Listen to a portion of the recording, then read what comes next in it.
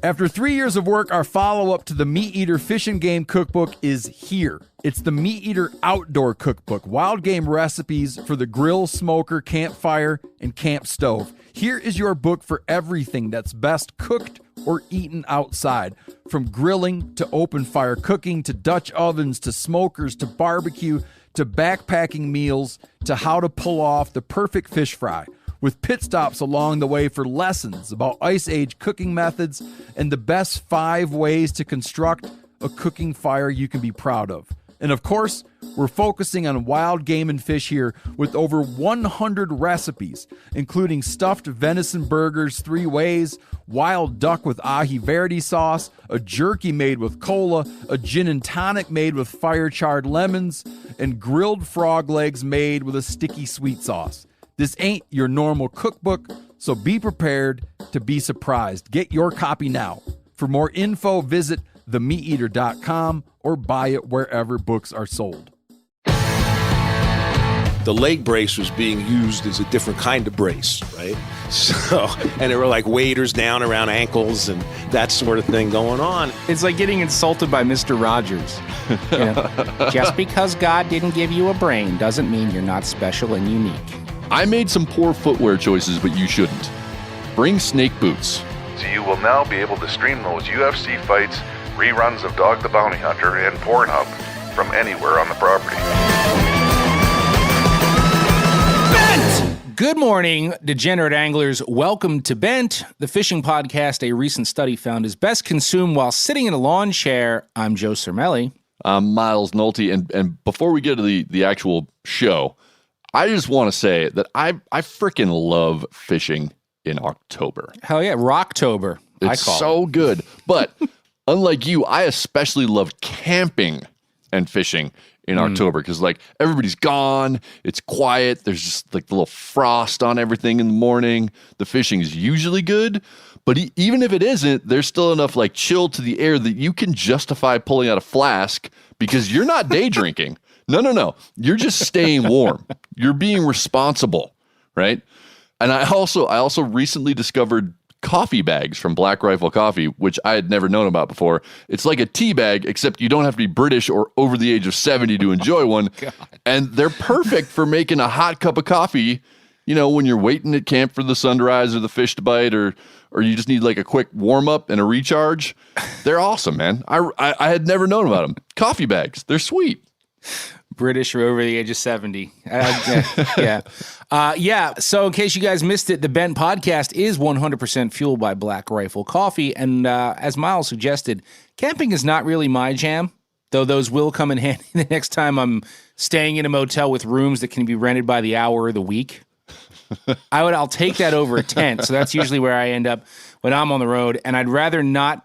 I try to avoid the expired coffee packets sitting next to the tiny lime-crusted coffee pot by the hairdryer. Those are so bad. You know what I'm talking about? Bad. So I know them well. So if you like good coffee, like we do, head over to blackriflecoffee.com/meateater and sign up for their monthly coffee delivery service. So if you ever oversleep and rush to that next Zoom meeting, you can always just pop a bag in your mouth and brew internally.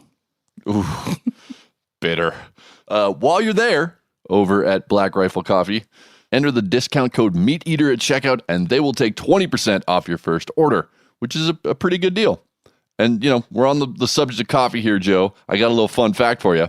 Shoot. Did you know that Canada drinks more coffee per capita than almost any other country in the world? Okay. It's true. Canadians average more than 152 liters per person per year, which the internet told me works out to about 40 gallons, which, you know, seems like a lot. And that puts them third in the world behind the Netherlands and Finland.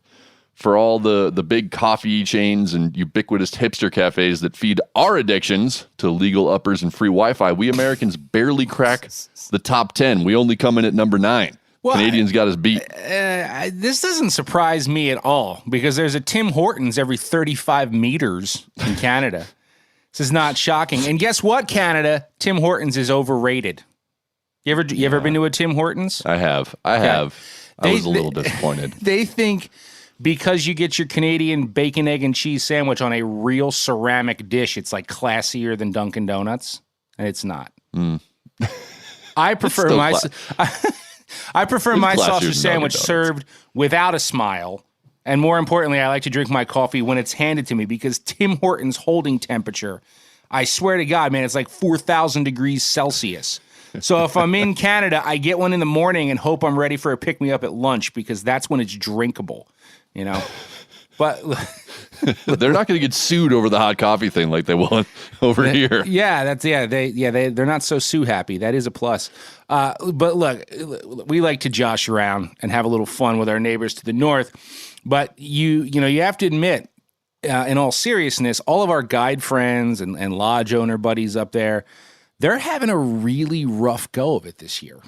Yep. You know, and may well continue to have a rough go as ice fishing season approaches because, as we all know, the border between the U.S. and Canada is still closed due to the COVIDs. So we can't visit, which is a bummer because I love fishing in Canada. And this also means, these guys are experiencing some financial hardship, because we can't go. So for this week's regional fishing report, we thought we'd, check in with our buddy and lodge owner, Mitch McFly, all the way out on Spooners Lake in Alberta, just to sort of see, how he's been holding up through this whole thing.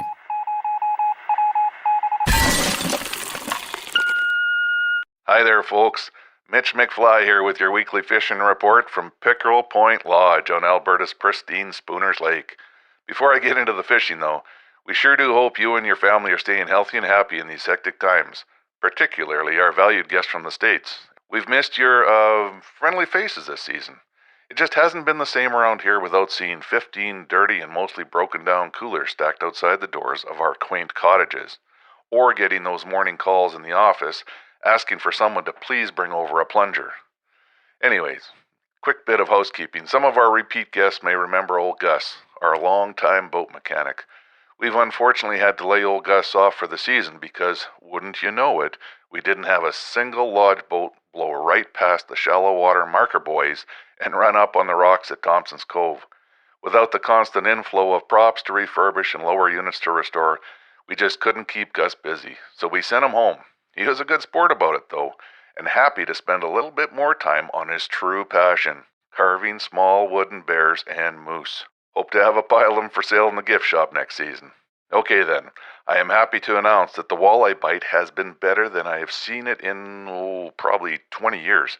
Some folks around here say it's due to the lack of fishing pressure, but I think it's because the local anglers go a little slower. We tend to favor a more methodical approach instead of that fast, erratic, circular trolling pattern I know most of you boys from the States rely on. It's like I always tell you fellas, the hours of 11 a.m. to 4:30 p.m. are not exactly what I'd call prime time, but you can still find at least a few polite fish to bite in the middle of the day. They are Canadian, eh? Surprisingly, I've caught quite a few 40-inch pike right off the docks this year. I've had a little more time to do some fishing in the evenings because there aren't the 30 to 40 crushed Bud Light cans strewn about the property that need rounding up for proper disposal in one of the many, many conveniently placed recycling bins we have on site.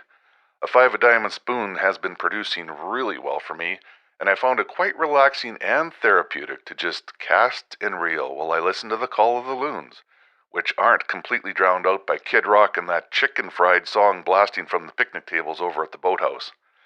I'd also like to mention that, on the bright side, we've been able to spend time improving our operation and beautiful facilities. Based on your feedback, we've loaded up on Mrs. Butterworth and will only serve what you folks refer to as that maple sap shit upon request.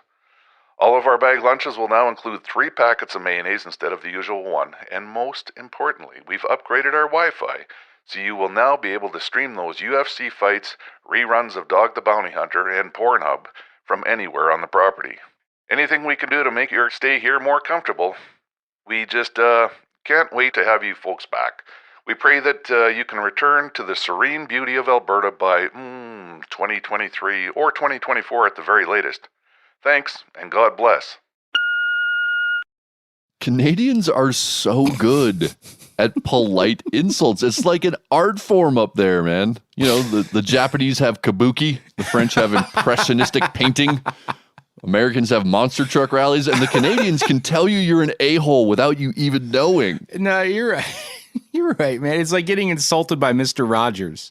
You know, just because God didn't give you a brain doesn't mean you're not special and unique. You know?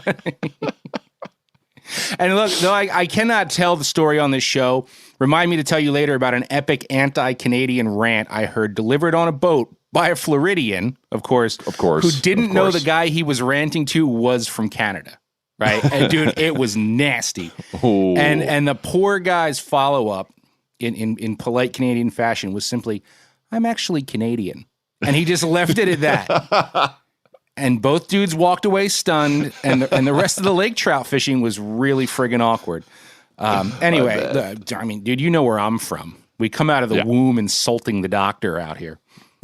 Yeah, and it's interesting. Like when I was the time that I've spent out east, I've always amazed at how much the insults can jack up and jack up and jack up, and like nothing comes of it. Because where I grew up in Hawaii, like we rarely get to the insult stage before people are already getting punched in the face. Oh yeah, we're like, all hot air here. We're all hot that's air. That's just dude. like Hawaii. It's like, oh hey, what's up, and you're already getting punched. Like it's just over. I gotta say, I think Canadians have the right idea, and that we could all learn a little something from them. But you know, since we're on the subject of insults and insulting people, I feel like it's time for us to switch over to this week's Smooth Moves. Indeed it is. And this is a special one for me personally. I actually recorded this a couple months back when I was on my annual Upper Delaware River mousing trip with some of my favorite fishing buds up there. And I've been going up there every year just to fish at night for about 6 years now. And when I'm there, I always meet up with my good friend and the owner of Whitetail Country Fly Shop, Joe D. Mulderis. And Joe has a hot, sticky, steamy story for us this week. Why did you do that? Why? Why did you do that, Terry? Oh my God. This week on Smooth Moves, I'm very happy to be sitting here with my old friend, my dear friend, Joe D. Mulderis, who I would consider the grand poobah of the Upper Delaware. Would you agree with that? No. Okay. Well, I'm saying you're the godfather of this turf, and we're actually sitting in Joe's guide shack up here on the river, so it's nice to do an on location with you. This is one of my favorite places. And remind us all how many years guiding you have, Joe. It's like 3 decades. 3 decades. And then you told me before we started this that you've actually blocked out a lot of things that would have probably made good Smooth Moves. Yeah, I mean, yeah. I mean, there's a slew of them. I can go on for hours if I start really like letting them come back to my brain. But you know, some of the things you just never want to like make sure you don't remember them. Okay, but you do have one on the tip of the brain for today. Yes. Well, I'll give you the like the most bizarre one. How's Okay. that? Okay. So it's end of night. It's pitch black coming out at this like kind of remote-ish makeshift boat launch. We got to kind of walk a few hundred yards to go get your vehicle. So, you know, let the anchor out. Got a newlywed couple, kind of like a senior citizen newlywed couple. You know, they weren't like young kids. They were like 60. She was like maybe 40, but he was in his 60s, retired guy. And he was in the back. She's in the front. Get to the spot and going to pull out, put the anchor down. I said, just hang tight. I'm going to be a little while. I'm going to walk up, come back, and just don't get out of the boat because just stay there. Right. So I go get my truck. I come driving back down through the woods, and my boat's gone. And I left the light for him, too, because it's really dark, and I had a little, like, dinky, like, yeah, this is a long time I've been ago. to this takeout with you. And Yeah, like, right. You know exactly where it there's is. no light, and it's a good hike up to where your truck is. So yeah. come back with my truck. It's like no boat. And I look down river, and just on the last bend, as far down as I could see, the little lights starting to vanish going down the river. I'm like, oh, crap. So, and this was a long time ago. So I run down the bank. I grab a flashlight ahead of my truck. I run down the bank, got this light going, and I catch up to the boat. They're totally oblivious. I'm yelling. They don't even hear me, right? And they're totally oblivious because he had gotten out of the back of the boat, went up to the bow. Oh, so it shifted the weight and lifted the anchor. Shifted the weight and lifted the anchor. I didn't have like a lot of scope out because, I mean, that wasn't supposed to happen, right? Like stay in the boat. And if it starts floating away, you think you'd notice. But there was a big preoccupation that was happening that they didn't notice they were floating away the whole time. And that's because it's like the leg brace was being used as a different kind of brace, right? So, and there were like waders down around ankles and that sort of thing going on, and they were totally oblivious. She was absolutely mortified. He actually didn't even think it was a big deal, right?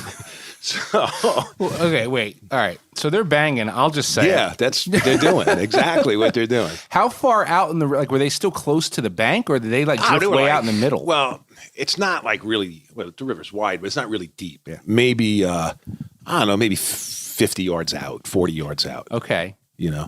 And so I go sloshing out. Now, this happened, I was in probably my late 30s, early 40s when this happened. I mean, today, I would have just well, there goes the boat. I'll just go get my truck and meet him at the next takeout. But so I grab the boat and I drag it all the way back upriver. The guy's like, well, I'll get out and help you. I'm like, no, just stay there. Don't move. Well, okay, so but when you waded out and walked up on the boat, were they still like mid-coitus? No, because then I hit him with this big flashlight I had in the truck, right? And that got her attention, right? And she was like, "Ee," and kind of cut everything off. So, did you guys talk about it at all? Kind of, sort of, not really. I don't remember, to tell you the truth, because now I had to hump the boat back up current, pulling it. It was like, oh, this really stinks. And I really kind of felt sorry for her. She was mortified. She really was really, really embarrassed. And he wasn't, which was kind of really odd. So I could tell that was making her more embarrassed, and I kind of felt bad for her. But yeah, it was kind of odd. And I never did see them again. So I don't know if they stayed married or not or whatever. I don't really worry about it. Well, God bless him. What a story for later, though. That dude's still telling that story. Yeah, I don't know. Probably. I think I told my wife the story too and tried to get her up in the front of the boat one night. She was not interested. Well, that's a new one on me, man. I've heard of clients sneaking off for a little alone time. Yeah, I've had that, and I've heard of anchors slipping and guides losing their boats. I've seen that, but I have never heard of clients copulating so hard that they actually pull the anchor. Dude, that's a new one for me.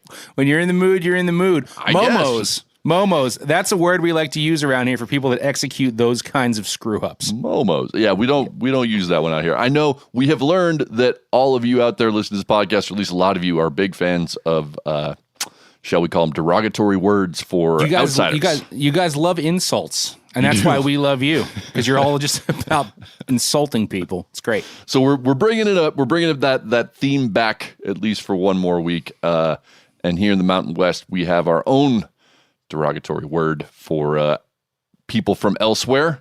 And I'm going to define that for you in this week's Weekly Word. Webster's dictionary defines fish as... This week's word is gaper. A while back, Joe gave you the definition for mup here, which is what people in Northwest Pennsylvania call city folk from Philly who come up here for the weekend to fish. Well, the East doesn't have a lock on derogatory terms for tourists. One Mountain West slur for Flatlanders is gaper, as in someone so dumbstruck by the scale of topography and beauty they're seeing, they just stand there with their mouth agape, usually stopping traffic, holding up a lift line, or blocking a boat ramp. This term comes from ski culture, but has been thoroughly adopted into the fishing scene. When I first moved out to Montana, nearly 20 years ago now, I was a complete gaper.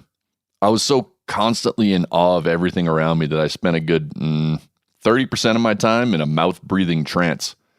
I was such a gaper that I had no idea what that word meant, so when people called me a gaper, I didn't know enough to realize they were making fun of me. He's so howly, he doesn't even know he's howly. I was officially christened with the nickname Gaper on a backcountry fishing trip with my good friend Matt Daly. We had spent most of the day hiking deep into a box canyon, and when we finally got to our riverside campsite, the pool in front of us was boiling with rising trout, some of the biggest I had ever seen at that point in my life. While Daly set about doing what a seasoned fisherman would do, calmly assembling his rod, building his leader, and tying on the appropriate fly, I just stood there, dumbfounded, staring at this horde of trout sipping mayflies off the surface. Once Daly had finished rigging, slipped into his waders, and laced up his boots, he passed behind me and half yelled, "Gape, gape, gape, gape," on his way to the pool. That broke my reverie, and when he immediately hooked a fish, I started scrambling to put together my own gear. To solidify my status as a gaper, I hurried through the rigging and tied a few, let's call them questionable knots. When I finally did start fishing, I somehow hooked the biggest fish in the pool, which broke me off on the first run when my blood knot failed. The nickname followed me, even after I stopped gaping my way through every Montana season, and I eventually just had to embrace it.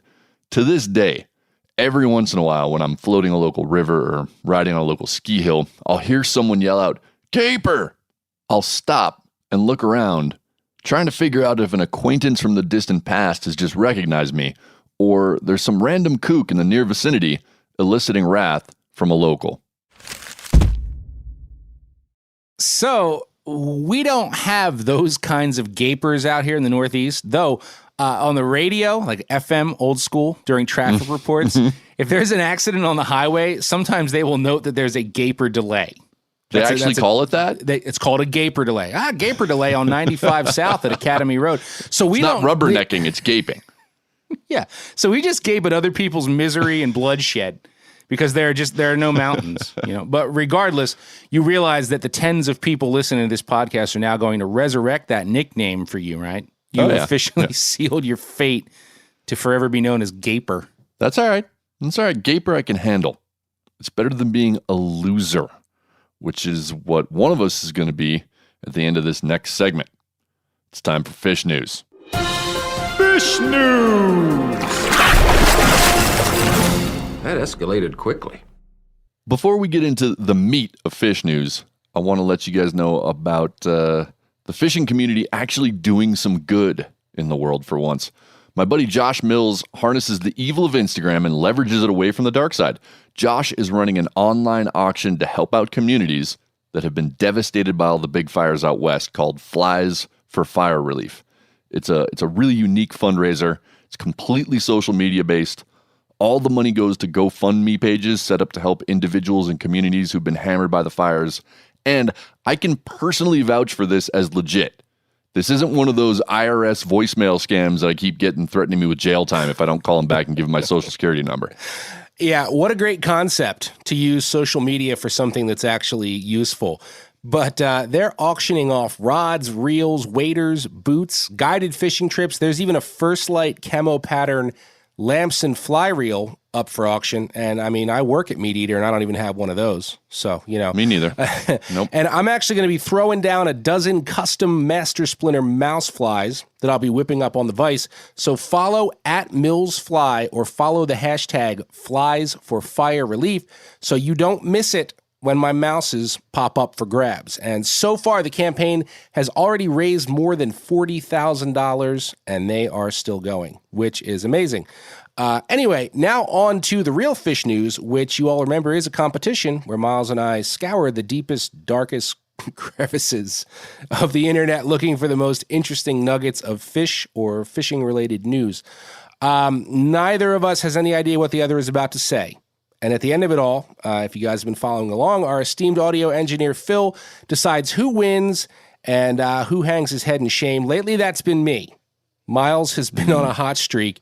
So I'm nervous and my confidence is shaken, especially because you get to lead off this week. So you should be nervous, Joe. You should.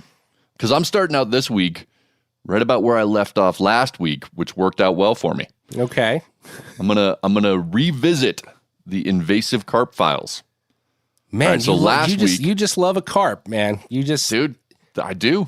I actually do. I love and hate them. And that's all wrapped up into this package here. Okay. Last week, I schooled everyone about the dangers of feral goldfish. Goldfish are carp, and carp in their various forms are arguably the most destructive aquatic invasive species in North America. Well, this week, the state of Wisconsin issued its first arrest for the illegal sale of Asian carp. But before I get into the details of all that, I feel like I got to provide a little bit of context. Some of you will know this, some of you won't, but it's important. Asian carp is a catch-all term that refers to several different carp species, including bighead, silver, and grass carp.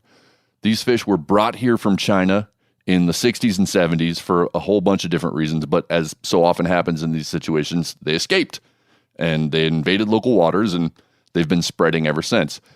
They're now in 28 states and still going. Yeah. You've probably seen footage of the thousands of silver carp flying out of the water when boats pass by and people like hitting them with clubs and arrows and all that. That's been pretty well covered. And most of that comes from places like the Illinois River that have been just totally overrun by these fish. And just so you guys understand what we're talking about, these fish can consume 40% of their body weight per day in aquatic nutrients. And in some waterways, Asian carp now make up more than 90% of the total biomass. Yeah, and they just push everything else out. Yeah, I mean, it's insane. The amount of... Like 90% of the not 90% of the fish, 90% of all the biomass, everything that lives in a waterway are now Asian carp. It's mind-blowing. Yeah, and I'll just throw in there, like you used to see a lot of those videos, the jumping carp and the bow fishermen and stuff, and just because you don't see that many anymore, it's not because they've gone away. Like you say, they are just pushing further and further, up into the Great Lakes. It's crazy. Yeah.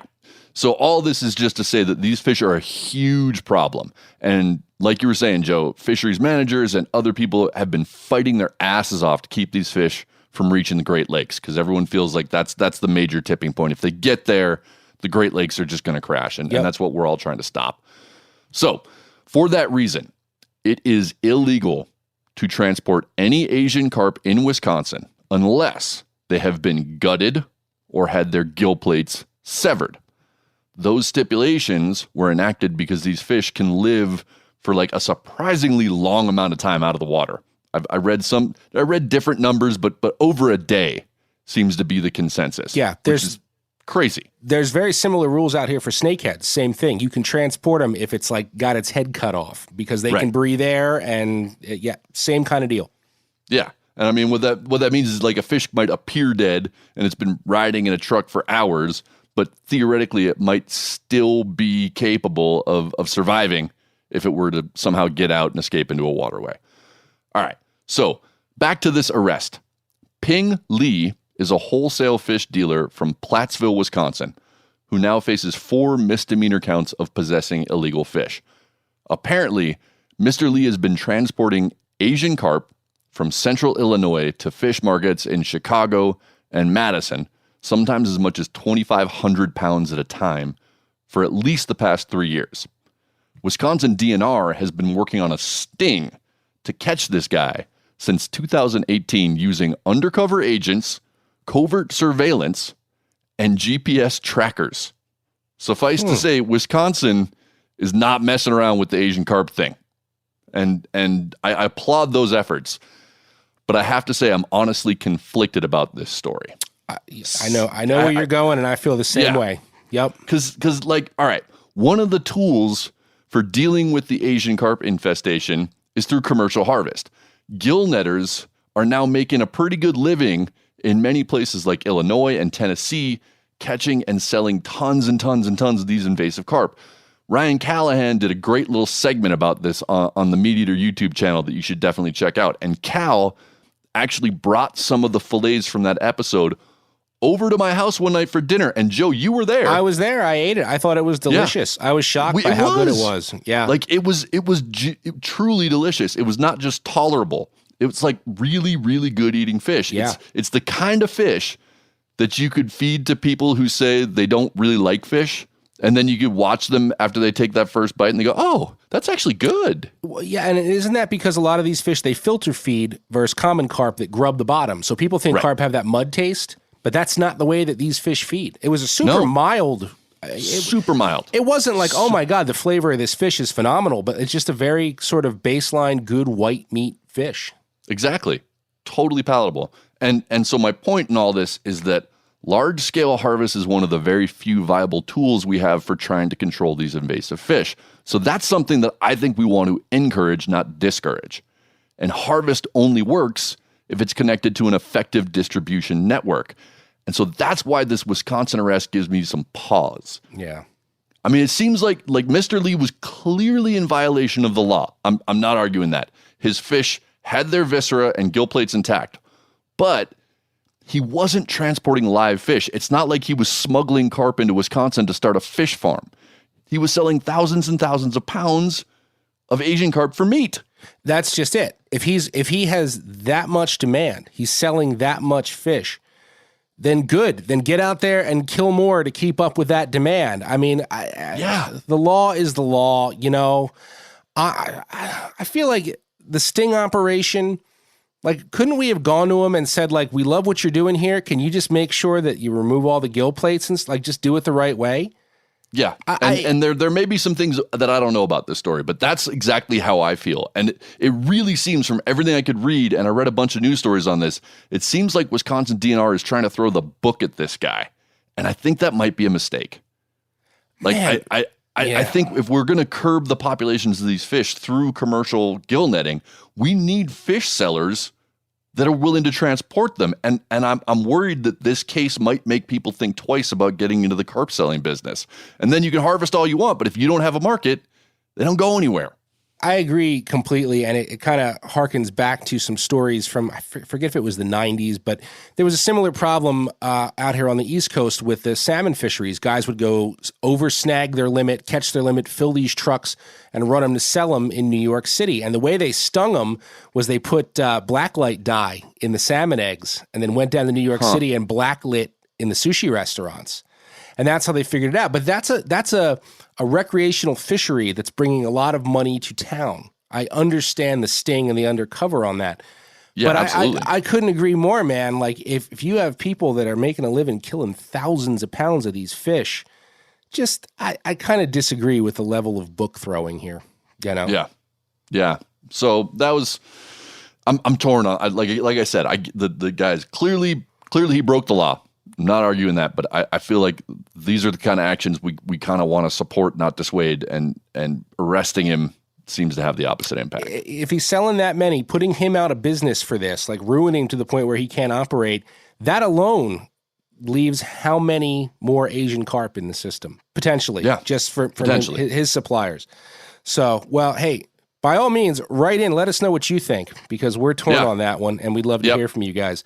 This is perfect for me because, you know, Asian carp, it's like all Asian carp, a good Asian carp is a dead carp over here. And we look at carp very differently in the U.S. than they do across the pond in the U.K. So I don't know if this is going to hurt my win this week, but I do have a bit of an obituary here, sadly. And this comes to us from the U.K.'s Sun.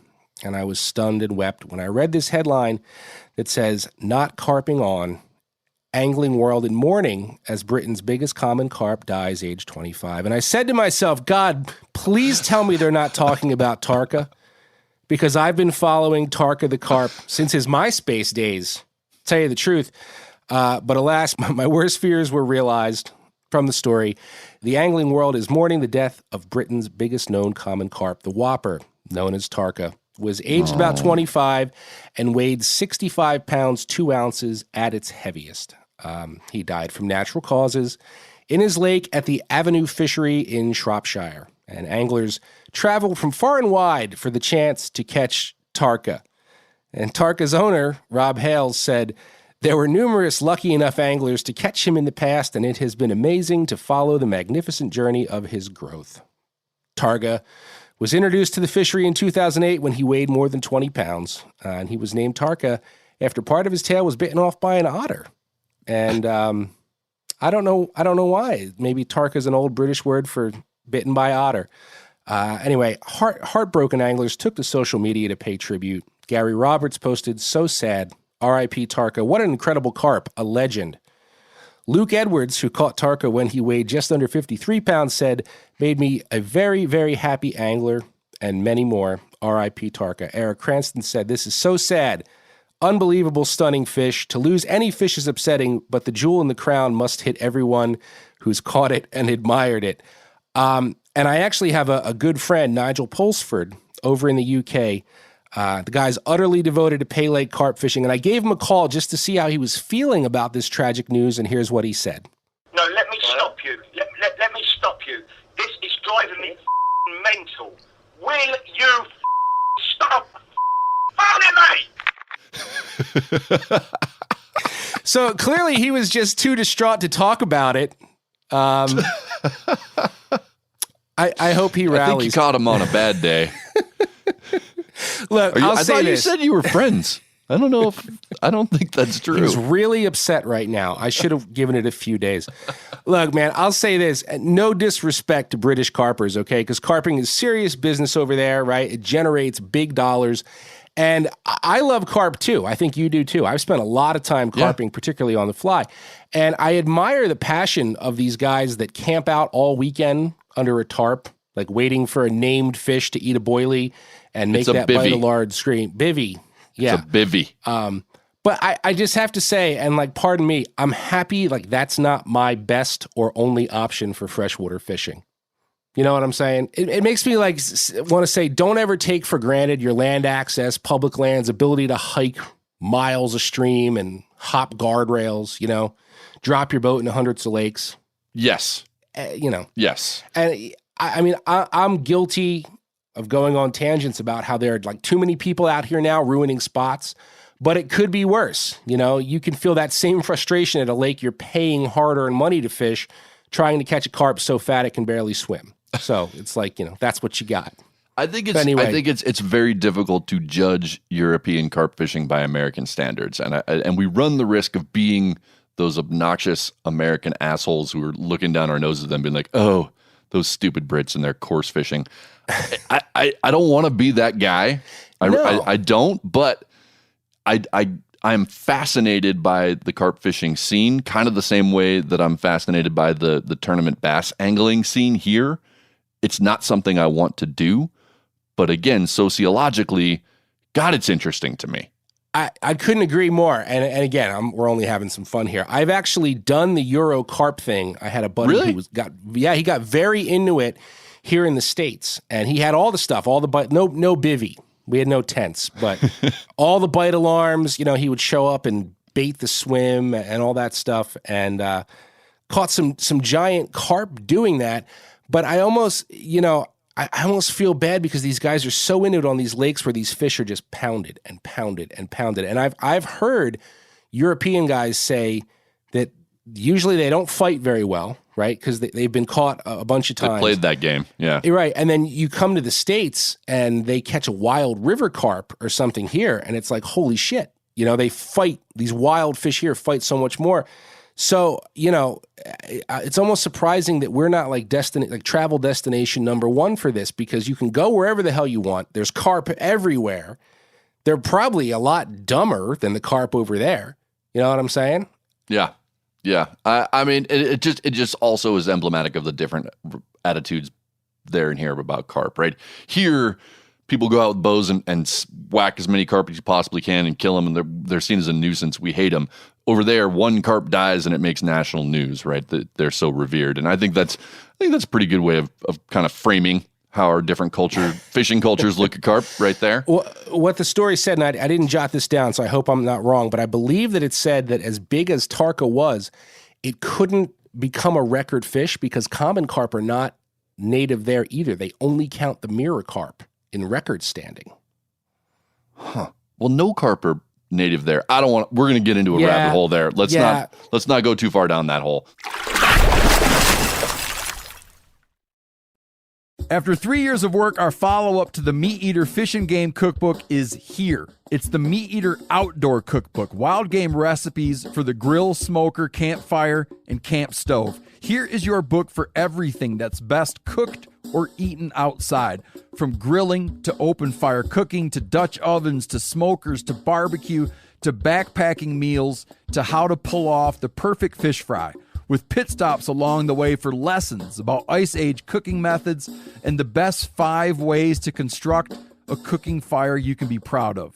And of course, we're focusing on wild game and fish here with over 100 recipes, including stuffed venison burgers 3 ways, wild duck with ahi verde sauce, a jerky made with cola, a gin and tonic made with fire-charred lemons, and grilled frog legs made with a sticky sweet sauce. This ain't your normal cookbook, so be prepared to be surprised. Get your copy now. For more info, visit themeateater.com, or buy it wherever books are sold.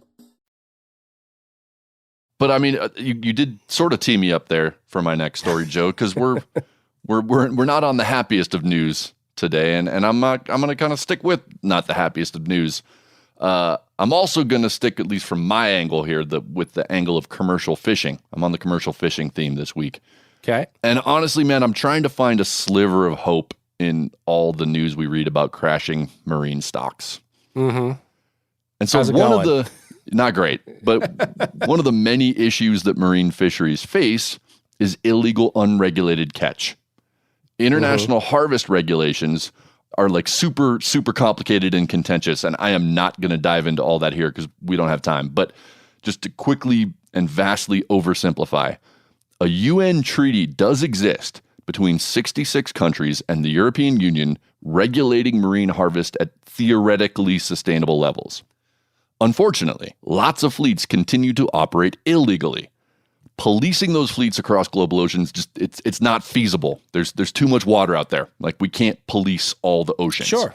So one of the other ideas for curbing this destruction is to find ways of preventing the illegal fish from getting to the markets, right? If the illicit fishermen can't sell their catch, they won't keep fishing illegally.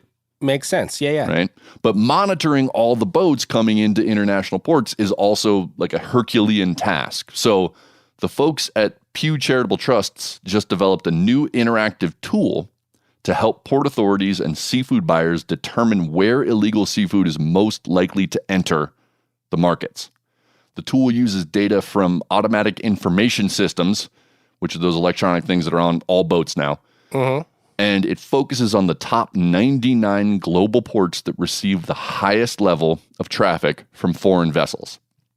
But the thing is, like, there's my good news thing, but the thing is, this is just a tool that ports and seafood buyers can use if they choose to. The existence of this tool alone. No, there's no obligation. This just came out, right? Just having this tool doesn't do anything to curb or dissuade illegal seafood trade, which currently brings in over $23 billion a year. Like, you're fighting a lot of money there. I believe it, yeah. And in order for this to actually have any impact, the ports and the fish wholesalers need to use this information. They got to actually turn away illegal vessels or refuse to buy their catch. And whether or not that happens, it remains to be seen. My take is that this is a step in the right direction. It's not a solution, but I appreciate that this tool exists, and I hope people will start to implement some policies around it. But for my part, I just try to know as much about the origins of the fish I eat as possible. Preferably I or somebody I know catches it. Any fish I buy at a store is probably contributing to the problem, even if the packaging says wild caught. But that said, still better than farm fish. So, it's about all I can do. And I mean, dude, books have been written on it. You can get so lost in this debate and all the different angles. And it is a great tool and it is a step in the right direction. But if you step back and look at commercial fishing as a whole, it just reeks of like a mafia operation to me. It always has, and that's what's so hard to penetrate. Like, if you're not getting your fish for your restaurants from a reputable source, but the price is right, it's like getting that many people to do the right thing. It's really hard. Feels impossible. Feels like almost impossible. I'm not willing to go impossible, but I will say it's hard, and I like to when I can think better of people. Maybe having access to this tool, some of the bigger seafood buyers and wholesalers and some of the bigger ports will use it. We'll see. I want to be positive today, Joe. That's where I want to go. Well, I mean, the technology has to exist for anybody to use it at all. So we will see. And I think there are a lot of operations out there that really do care about sustainable and care about wild caught. But I guess it all depends on the volume and what you need. It just seems like such a tangled web. And then if you start looking how this parlays into recreational fishing, it's a whole other rabbit hole. I've heard organizations talk about recreational fluke limits as an example, but then they'll say, well, we don't have a good way to monitor the guys dragging for them. So it seems to me like until you have a good way to monitor that and know what they're doing with those fish, it's much harder to come down on the recreational guys. Like, it's just the whole commercial scene, man. It's so twisted. Yep. It's a hard one to balance out. And this is one tiny little story in a much bigger thing. Like you said, books have been written about it, but I'm hoping we get something potentially positive out of this tool anyway. Well, we're gonna keep moving on in a positive direction, even though I think here's another story with a dead fish. I mean, that just seems like we're just all we're all about dead fish today. We're all about fish death in this news segment. But it's a feel-good story, even though there is death. And we actually first got tipped off to this one by listener Taylor Riggin. And there's a bunch of sources out there. The one I'm pulling from here is from Inforum.com. And the headline is, Iowa man catches near-record Minnesota muskie in unexpected place. So it goes a little something like this. It starts out, the fish was so big, Brandon Graddick claims to have lost control of his bodily functions the first time he saw it. And here's a quote. It jumped one time. When he jumped, I saw him, comma, I, in parentheses, defecated. So we're going to assume he said shit to the journalist. So when I saw him, I shit. I literally did, he says. I really hope that's one of the misuses of literal, like when people say literally but mean figuratively. Anyway, yeah. Yeah, I'm with you. So the Iowa City, Iowa truck driver might have been exaggerating about his reaction to seeing his fish of a lifetime, but there is no need to exaggerate about the fish itself. Graddick landed a 52-pound, 57-inch muskellunge, and this was at the end of August from Straight Lake in Becker County near Osage, Minnesota. And he was there on vacation, and this beast had a 25-inch girth. Wow. So that's a massive muskie, it's a big right? muskie. But there's a lot of interesting things going on with this story. So he did keep the whopper, which died while in possession. It appears to be the Minnesota record for a non-release muskie, and its measurements were within fractions of the state's catch and release mark. But here's where it starts to get interesting, right? There have never been any muskies stocked in Straight Lake, nor, according to Minnesota DNR, have they ever gotten any in net studies in Straight Lake. And what they say is that they believe that it jumped from a rearing pond located across the highway, across 34 from the lake. It jumped across. Anyway, I'm going to leave that. Go ahead. Yeah, I mean, I don't think they're necessarily saying it jumped, but that's where they figure at some point it came from. So some other fun facts, right? The fish hit a 2.5-inch long Booyah crankbait that Graddick said he, quote, grabbed out of the bargain bin at Walmart. Yes. Because that, kids, is how you catch a big muskie. And I'm not kidding. I feel like a broken record. You want to catch a muskie? Target bass and crappies. Like this dude. The bargain bin. That's so good. Don't buy the $40 muskie lure. Buy the $2 bargain bin lure. Bargain Heck bin yeah. all day. But on a down note, however, because Graddick was using super light line and a lighter outfit, the fight lasted 30 minutes and it kind of whooped the fish. Which, yeah, I mean, that's going to happen. That's going to happen. You know what I mean? He also didn't have a big enough net. So landing must have been something. He apparently squoze it into like a little trout-sized net. I would love to see that. Me too. Though obviously he did land it because then the story says Graddick wanted to show his family the massive catch. So he called and told them to wait on the dock at the resort about a 15-minute boat ride away. The nearly 5-foot-long fish didn't come close to fitting in his live well either.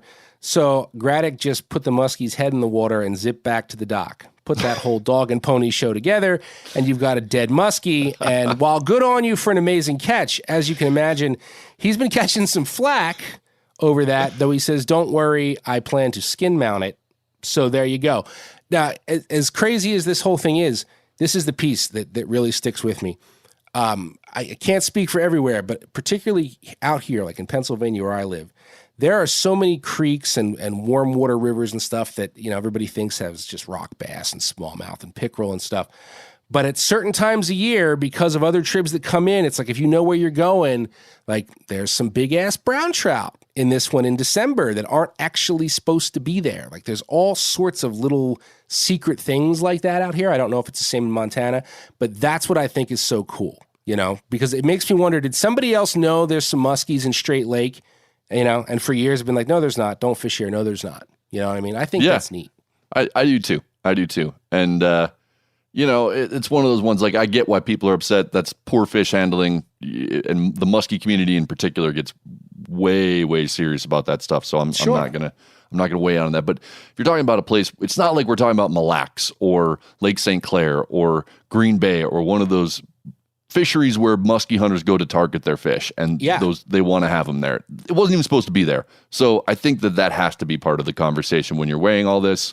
It's not an optimal example of how you should handle the fish, but that happens sometimes. It's fishing. And it's I don't know, it's a little hard to blame the dude, right? Because the Minnesota record has stood since 1957 from Lake Winnebagoche. So if that ends up taking it, man, how ironic is it in the land of 10,000 lakes, it comes from the one that's not supposed to have them.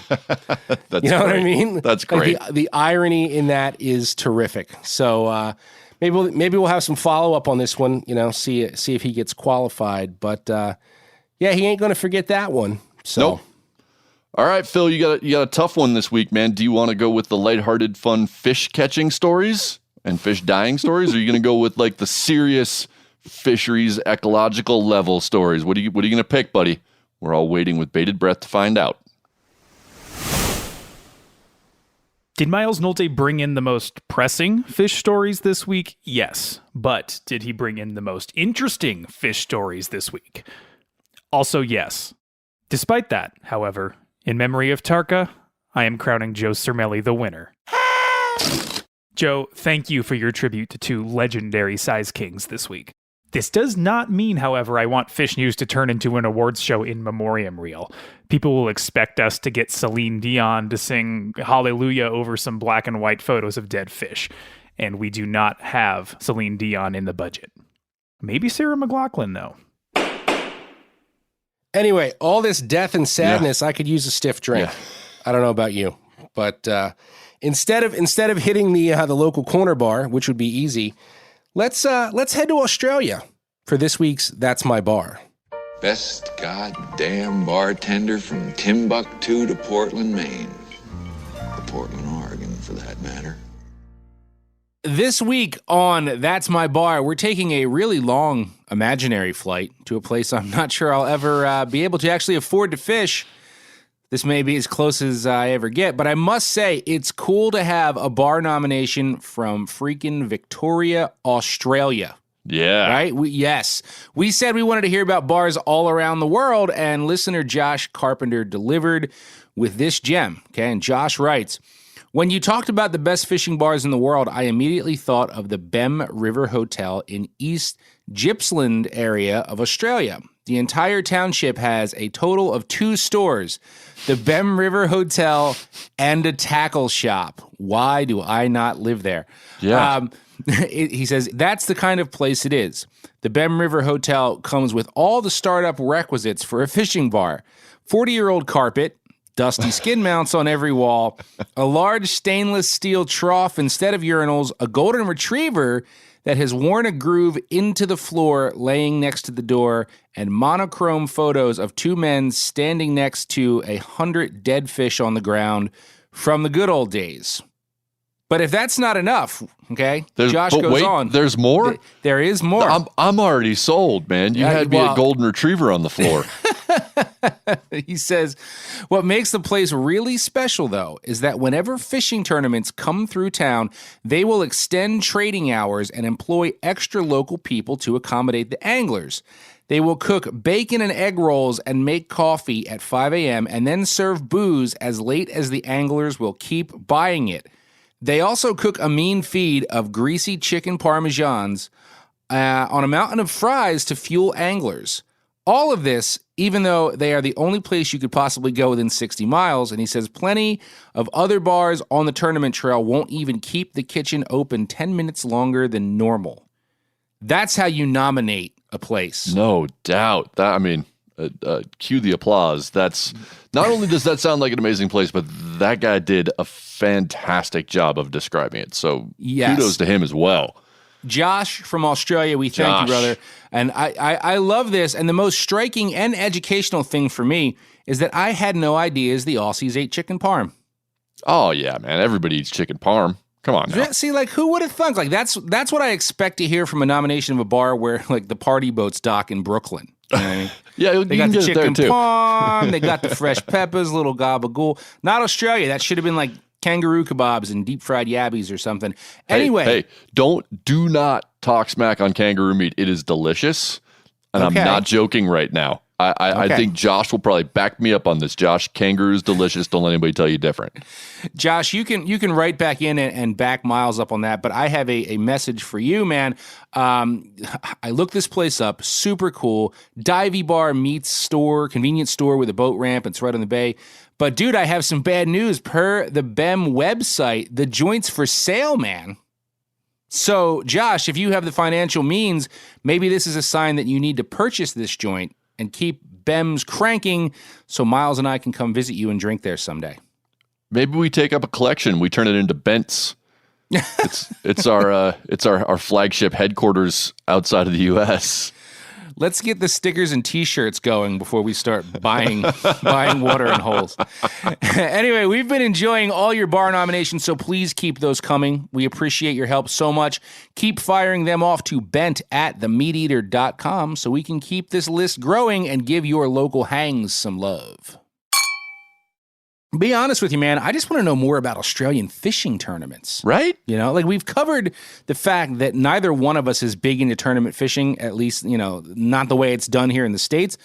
But I got to imagine the Aussies do it up right down there. You know what I mean? I would think so. Like, I mean, they seem to have a lot of stuff dialed when it comes to fishing because they have so much good fishing and so many cool fish in Australia. Yeah. But I have no idea, like, what's their tournament fish? What is it that they are tournamenting? I have no idea. Is it barramundi? Is it Murray cod? Is it Australian bass? I don't know. Josh, if you're still listening, fill us in. We are ignorant about your tournament targets down there, but we'd like learning stuff. Also, Joe, we have a listener, at least one listener in Australia. So that's pretty cool. That could equate to one couch we could sleep on in Australia. If we needed to. But yeah, Josh, let us know because the bar you mentioned is coastal. So if it's a saltwater tournament, it's even more interesting. Like what do you guys target? What do you have to? And they do have very cool fish there, so I've heard. I've never fished there myself because that's expensive. Oh, it is. I have. Well, yeah. I should clarify that my wife works for an Australian organization, so she gets to go down, or used to be able to go down there back when we could travel a lot. She's got mad Qantas miles, doesn't she? She's all about those Qantas miles. She just rides in the pouch. The one time I did get to fish out there, I think I caught the world's smallest Murray cod. But those are super cool fish, and if you don't know about them, we'll cover them here at some point because I've written about them before, and I loved hanging out in Australia. And just a quick tip for other Americans who may go there. I made some poor footwear choices, but you shouldn't.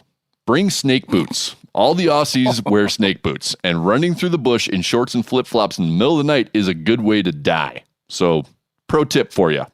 I sense that there's a deeper backstory there that I don't know. It's a long story. We're going to have to tell that one another time. Short version is they have these things called brown snakes. They will kill people very quickly. I think I only avoided getting bitten through sheer luck and ignorance. Straight up. Well, hey, man, whatever it takes to stay safe. Sheer luck and ignorance, that works sometime. It's my motto. Anyway, for all the fascinating and fun fish they have in Oz, and there are a lot of them, one fish that they don't have are gar. And if you're one of the outcasts like me in the pro gar fishing camp, listen up, because this week's tackle hack comes from our good friend Alvin Dedeaux in Texas, and he's going to pass along a sweet little nugget for how you can catch more of them gars. I'm getting hacked. It's coming from inside the city. Fight the planet! Today's tackle hack comes to us from renowned fishing guide from all over the West, Alvin Dedeaux. Alvin, how are you, man? I'm fantastic. How are you? I'm also fantastic, thank you. And you, dude, you got it all over the place. You've done fresh, you've done salt, you've done rivers, you've done lakes. Like you do it all, right? That's right. All waters, man. So as someone who has guided and fished just about every kind of fishing there is, we brought you here to give us one of your favorite tips on fishing. Give us your tackle hack, man. What do you got? All right. I'm calling this one the gar attachment. So it is an attachment that you can put on your hook, whether it's a fly or spinner, a plug, whatever, that will allow you to catch some gar. Gar are known for having very bony mouths, and it's hard to get a hook in them. Small hooks, big hooks, doesn't really matter. But if you really want to get them, what you need is a gar attachment. And the gar attachment is a piece of nylon rope, maybe 2 inches long. You burn one end so it doesn't fray, and then you take the other end and fray it out. Now, the important part is that you make a pretty good sized chunk of burned rope on one end, because what you're going to do is poke your hook through that burned section of the rope, and that'll keep it on there. So you don't have to tie it on. You don't have to make a fly. You don't have to make a lure with it on there. You just got a little piece of rope that's ready to stick on your hook when you want to get a gar. And the way it works is gar have barbed teeth. So their teeth are designed to grab stuff and hold. They're not designed for cutting. So what happens when the gar grabs the yarn, the barbs in their teeth get tangled up. And what you got to do is you got to let them take it for a little bit. So let them run with it for a little bit before you set the hook, even though you're not really setting the hook. You're just getting the line tight. The teeth are tangled up. And it works really well. Now, the thing about it is, especially if you want to catch a gar to eat, it's a really good technique. But if you're trying to catch gar and release them, bring some gloves and some long nose pliers, because you're gonna have to untangle the gar attachment from the gar's teeth if you want to return the gar to the water.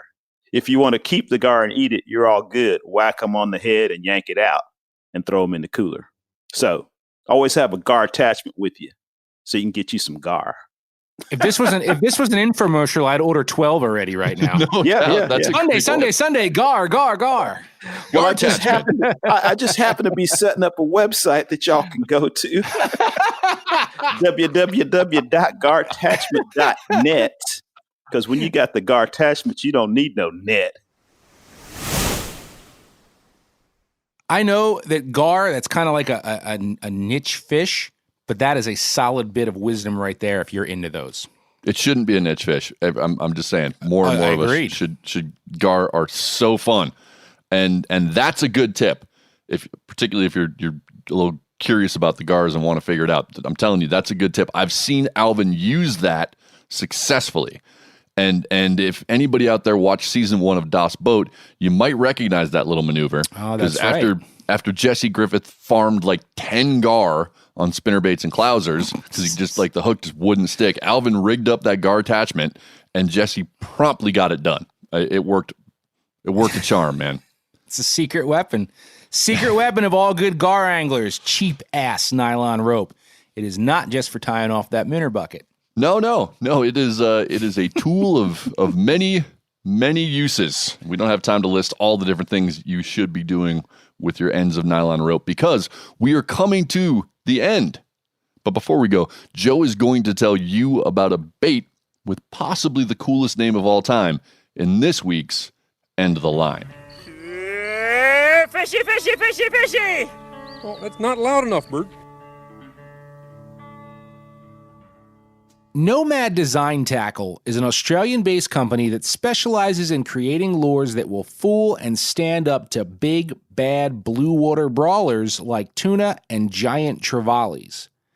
Now, given that the Aussies have a testing ground with much cooler shit to test on, like those GTs and dogtooth tunas, it's no wonder that Nomad's wares have infiltrated the U.S. market, coveted by those like me infatuated with casting, not trolling, for badass pelagic species.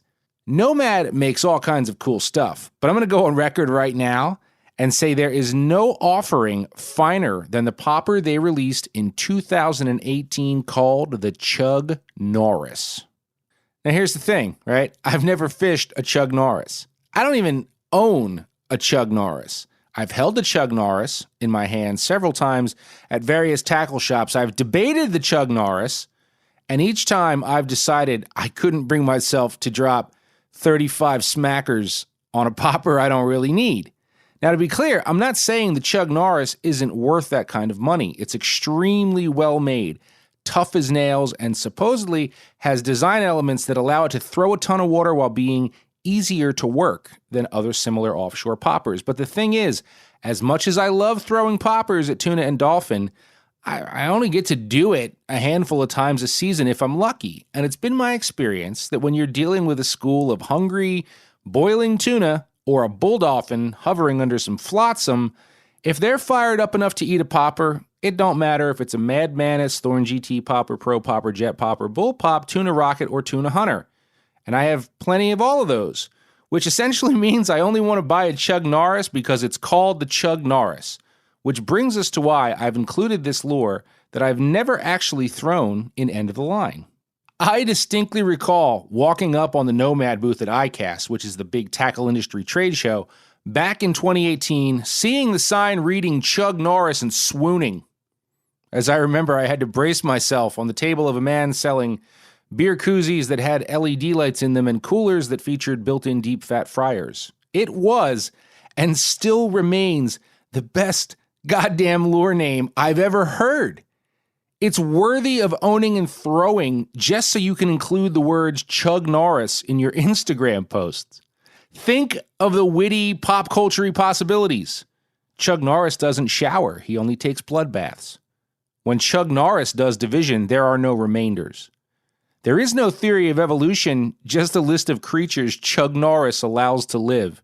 And for those of you that travel to fish, keep Chug Norris once visited the Virgin Islands. They are now the islands in your back pocket. Don't worry, all you Middle America listeners that have no use for a 7-inch popper that can tackle a fish as big and heavy as your lawn tractor. Nomad also makes 3.75-inch Chug Norris models, which would probably catch some muskies or some hog largemouths. And that said, though, for a time there was even an itty-bitty 2-inch freshwater Chug Norris that featured patterns like frog and crayfish, but it appears to be discontinued. Probably because y'all are doing just fine with your pop bars and hula poppers, but my pop bar came in contact with the coronavirus. Now the coronavirus is quarantining for 2 weeks, just doesn't have the same ring.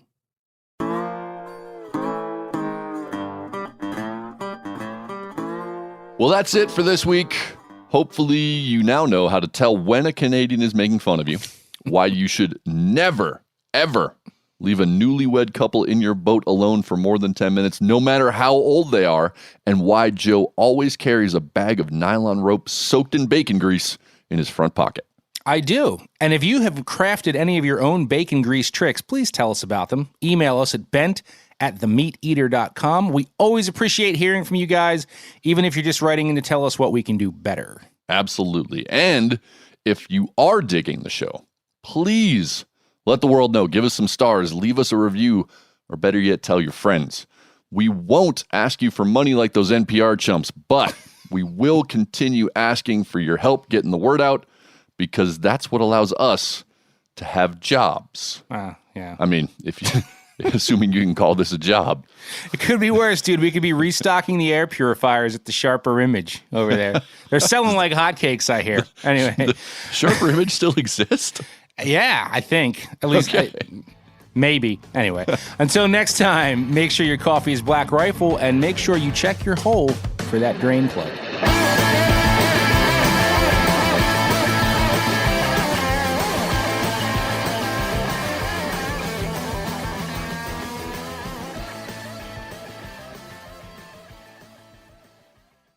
Hey, do you guys remember bonus tracks? Hidden secret tracks at the end of a CD? Sometimes they'd be like track 4000, or you had to listen for like 5 minutes after the last song. If you stuck around this long, you're about to get a bonus track because, as it turns out, Riverhorse from our Sagely Wisdom with Riverhorse segment in the last episode had not actually listened to our podcast before recording that. No. And apparently now he has a much better sense of what we're doing. No, the whole thing, Riverhorse came on because I called him and said, hey, man, we'd like to get you on our podcast. But apparently he never did his due diligence and didn't know what he was contributing to. So after he actually listened to the show, he sent us this voice message that we are now going to play for you as a little bonus. Enjoy. Oh, yes, yes, and hell yes. What a fine, superfine riff of a podcast, boys. An honor to be on there with you. Now I see what kind of party it is. I'm going to pull out all the stops on the next one. Get ready for a throwdown. A full-on fight on the playground, baby. But let's have a little chat, Joe and Miles. In ya?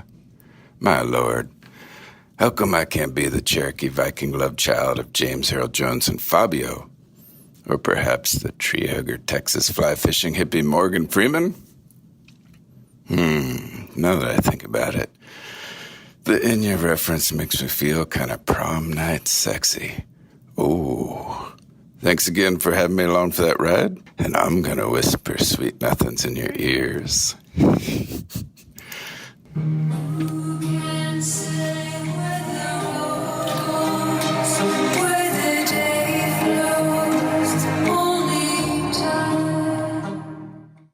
After 3 years of work, our follow-up to the Meat Eater Fish and Game Cookbook is here. It's the Meat Eater Outdoor Cookbook, wild game recipes for the grill, smoker, campfire, and camp stove. Here is your book for everything that's best cooked or eaten outside. From grilling to open fire cooking to Dutch ovens to smokers to barbecue to backpacking meals to how to pull off the perfect fish fry, with pit stops along the way for lessons about Ice Age cooking methods and the best 5 ways to construct a cooking fire you can be proud of. And of course, we're focusing on wild game and fish here with over 100 recipes, including stuffed venison burgers 3 ways, wild duck with ahi verde sauce, a jerky made with cola, a gin and tonic made with fire-charred lemons, and grilled frog legs made with a sticky sweet sauce. This ain't your normal cookbook, so be prepared to be surprised. Get your copy now. For more info, visit themeateater.com or buy it wherever books are sold.